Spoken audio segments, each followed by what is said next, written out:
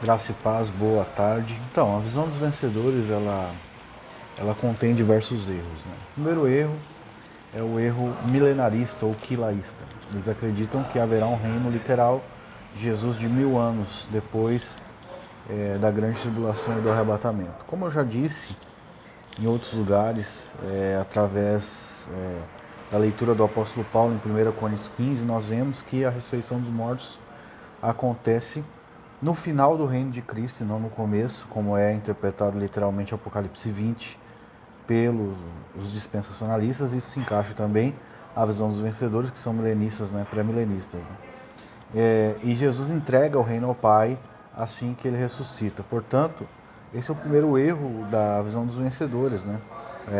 Defender um milênio literal. Então, como você pode ver, as minhas posições sobre 1 Coríntios 15. É impossível, cronologicamente falando, se o apóstolo Paulo está correto, e a ressurreição dos mortos ocorre no fim do reino de Cristo, e Cristo já reina agora, né? E depois que o reino de Cristo acaba, ocorre a ressurreição dos mortos, e então Cristo entrega o reino ao Pai. Então é impossível que a visão milenista deles esteja correta. Outra coisa é confundir o galardão com o próprio reino de Deus, sendo que o reino de Deus é espiritual e invisível. Paulo diz que o reino de Deus não é comida nem bebida, mas justiça, paz e alegria no Espírito Santo. Isso está em Romanos capítulo 14. Assim, o reino de Deus tem um aspecto espiritual, né, que envolve o governo de Deus nas nossas vidas.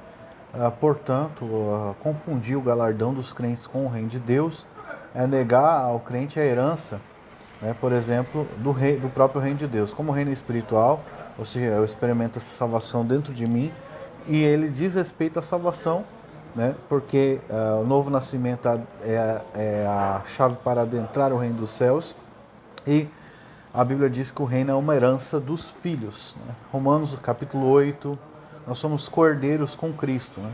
Então Cristo reina, nós já somos reis e sacerdotes, nós não estamos aqui na terra para militar, para se tornar reis. Não, nós somos reis, nós reinamos em vida e nós não vamos ser qualificados para reinar durante 1000 anos ou sei lá quanto tempo.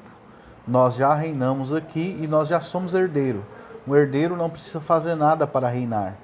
Ele reina por hereditariedade. Nós reinamos porque Deus nos escolheu, nos deu a fé, opera essa fé em nós para a sua própria glória. E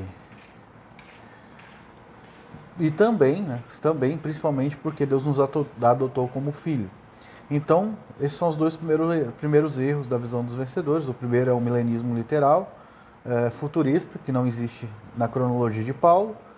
Portanto, não aceito a interpretação literal de Apocalipse, que Apocalipse é um livro profético. O segundo é interpretar que o reino de Deus é o galardão, sendo que reino fala de herança, que é o que eu acabei de dizer, e não de mérito. Agora, um acerto, vamos dizer assim, parece acertar, é a questão do galardão. De fato, os crentes vão ser galardoados segundo suas obras. A Bíblia afirma isso.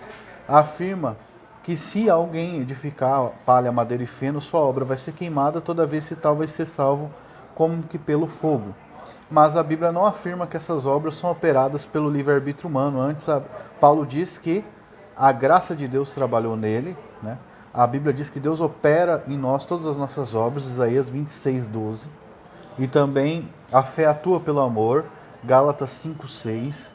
E Deus opera em nós o querer realizar, Filipenses 2:13.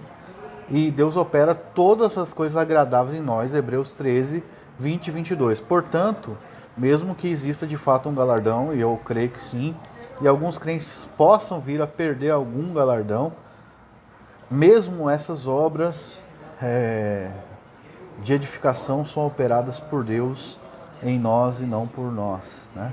São operadas por Deus, não por nosso livre-arbítrio ou indeterminismo. Antes, ela é uma operação do Espírito Santo em nós, que opera em todos, Romanos 12. Então, e Romanos 13. Então, esse é um outro terceiro erro da chamada visão dos vencedores, né?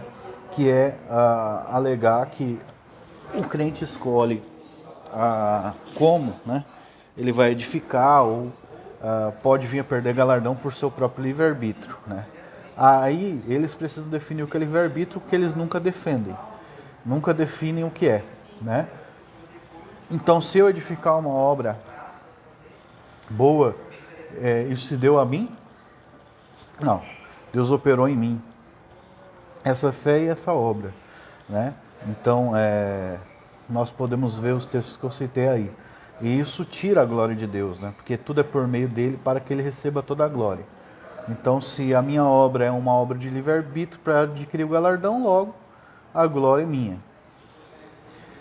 Então, esses são os 3 erros básicos dessa visão dos vencedores, onde o terceiro não é muito abertamente falado, uma hora eles falam uma coisa, outra hora eles falam outra, né?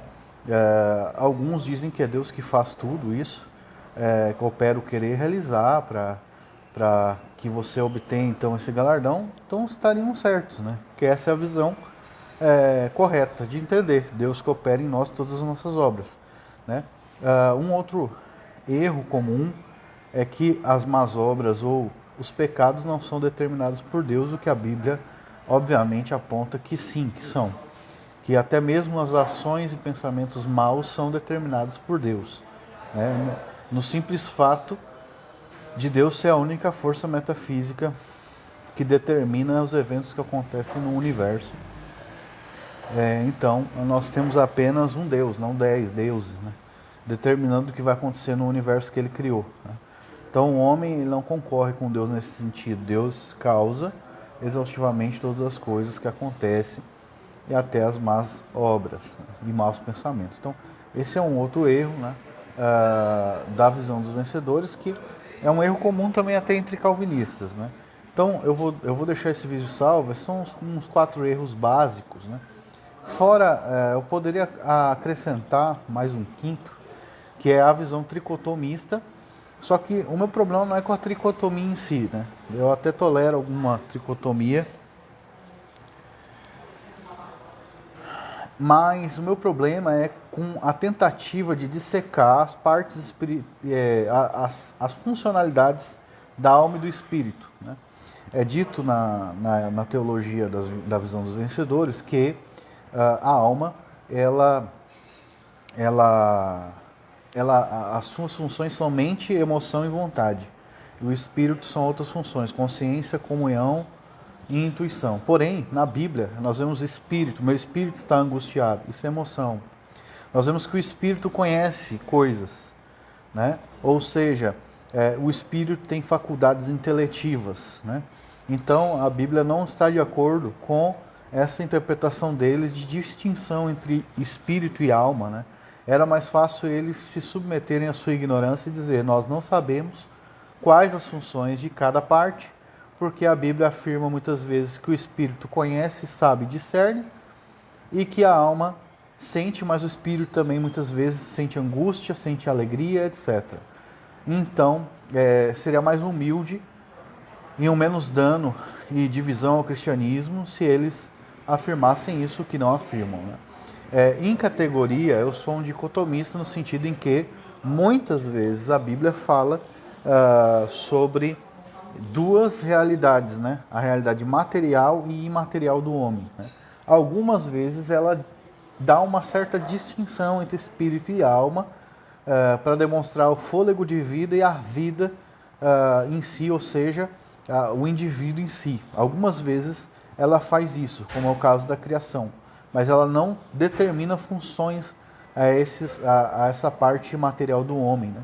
Ela não determina que espírito é isso, isso e aquilo e não aquilo outro. Então, o que é absurdo, né? Então, por exemplo, assim, alguns vão entender que, porque essa interpretação vem muitas vezes da interpretação de 1 Coríntios, onde Paulo diz que se eu oro em línguas, o meu espírito ora de fato, mas a minha mente fica infrutífera. Então se conclui, né, sabiamente eles pensam, que o espírito não tem funções inteletivas. Porém, Paulo não diz que o espírito não tem funções inteletivas, mas que um intelecto fica infrutífero. Mas ele deve orar também com um intelecto. Paulo não está querendo separar o espírito do intelecto, né? Aliás, se o Espírito ora, ele está fazendo algo inteletivo mesmo que inteligível, ou seja, falar palavras inteligíveis ainda é inteligir algumas proposições que não se entende. Então, por exemplo, se eu falar, vamos pegar aqui duas sílabas, né? Vou pegar aqui, se eu falar bala, bala, bala, bala, bala, bala. Embora isso me lembre a proposição da palavra bala, né? Mesmo que eu esteja falando simplesmente por impulso, eu ainda estou usando o intelecto para fazer isso. A única coisa que acontece é que o meu intelecto fica infrutífero. Então, Paulo não está criando uma teologia de distinção intelectual entre o espírito e o intelecto, né? Não é esse o foco de Paulo aí. Então não se pode fazer uma teologia sobre isso, né? Mas eles gostam de fazer essas especulações. Enfim, espero ter ajudado os irmãos aí. Vou deixar esse vídeo salvo e vou postar no meu canal. Um abraço.